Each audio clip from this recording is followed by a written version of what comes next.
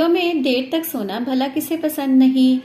सर्दियों में मन करता है कि हम लेट उठें, नहाएं भी ना, और बच्चे तो मुंह हाथ धोने से भी कतराते हैं। तो इसी विषय पर आधारित है हमारी आज की वीडियो। पाठ नंबर 11, केतकी का आलस, डीएवी पब्लिकेशन, कक्षा प्रथम, नैतिक शिक्षा, पन्ना नंबर 55। तो आइए पढ़ते हैं केतकी नाम की लड़की के आलस के बारे में। सर्दियों के दिन हैं, हम सबकी तरह केतकी को भी सर्दियों में देर तक सोना बहुत पसंद है। आज रविवार है, इसलिए वह देर से सोकर उठी और उठते ही दादी के पास जा बैठी। देखिए, संडे है, केतकी बहुत देर तक सोती रही। फिर माँ आकर उसे उठाती है कि अब तो उठ जाओ, और जैसे ही उठती है वह भागकर अपनी दादी के पास जाकर बैठ जाती है। दादी अपने कमरे में पूजा कर रही थी। दादी की आंखें बंद देख उसने प्रसाद की थाली से लड्डू उठाकर मुंह में डाल लिया। माँ यह देखकर बहुत नाराज हुई। देखिए इस चित्र को, दादी प्रार्थना कर रही है, पूजा कर रही है, दादी की आंखें बंद है, तो इसी चीज का केतकी फायदा उठाती है और लड्डू की थाली में से एक लड्डू उठाकर खाना शुरू कर देती है। उधर से माँ आ जाती है और माँ देखकर नाराज हो जाती है। देखते हैं माँ और केतकी के बीच में क्या वार्तालाप हुई। केतकी, जाओ, जाकर पहले हाथ मुंह धो लो और दांत साफ करो।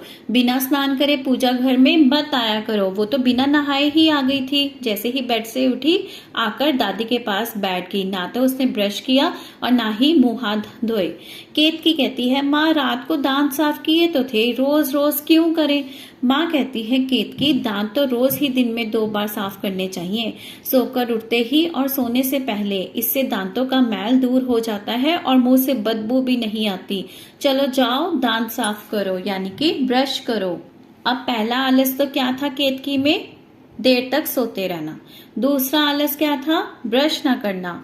अब तीसरा आलस देखते हैं। केतकी उदास हो दांत साफ करने चली गई। ठंड में उसका बिल्कुल भी मन नहीं था कि वह दांत साफ करे या मुंह धोए।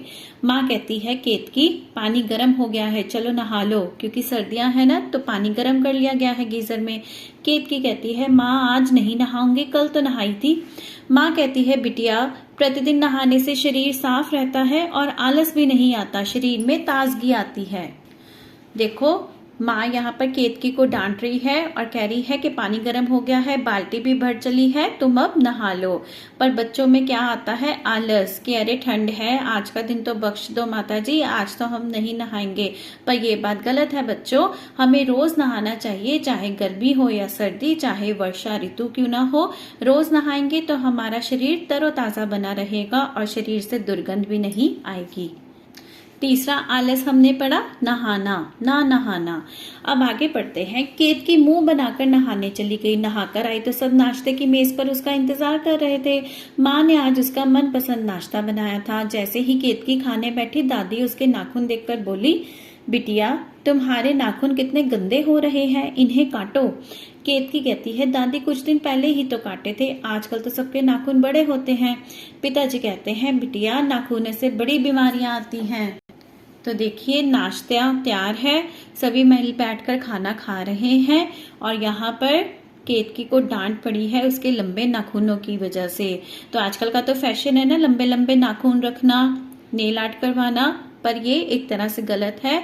उसके अंदर जो मैल फंस जाती है, बाद में खाने के साथ हमारे अंदर जाके हमारे पेट को, हमारी पाचन क्रिया को नुकसान पहुंचाती है। आगे देखते हैं पिताजी और केतकी के बीच में क्या वार्तालाप होती है। केतकी कहती है, नाखून से कैसे बीमारी आ सकती है पिताजी? पिताजी कहते हैं, जब हमारे नाखून बढ़ जाते हैं तो उनमें मैल जम जाता है।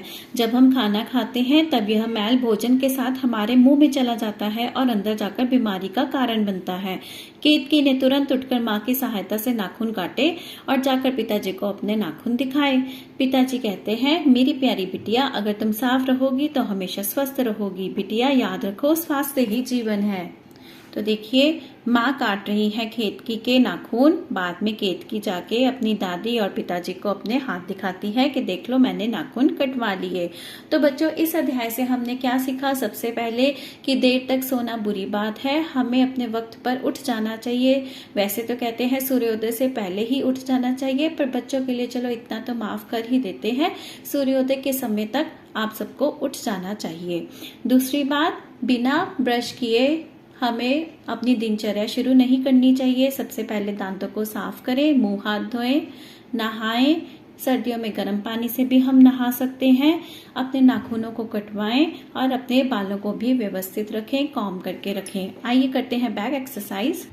जरा सोचिए, प्रश्न 1, दिए गए चित्रों को ध्यान से देखिए। आपको जिस चित्र में कुछ गलत लगे उस चित्र को काट दें। अपने अध्यापक से चर्चा करें कि उस चित्र में आपको क्या गलत लगा। दिए गए रिक्त स्थान में सही संदेश भी लिखिए। धोकर पैर, अच्छे से हाथ धोकर खाना खा। देखो कितने गंदे हाथों से खाना खा रहा है ना ये बच्चा, तो ये चित्र गलत है। अच्छे से हाथ धोकर खाना खाना चाहिए। और ये गंदे पैरों के साथ ही अपने बेड पर जाकर लेट गई है, तो पैर धोकर पलंग पर लेटना चाहिए। ये चित्र भी हमें सही शिक्षा प्रदान नहीं कर रहा।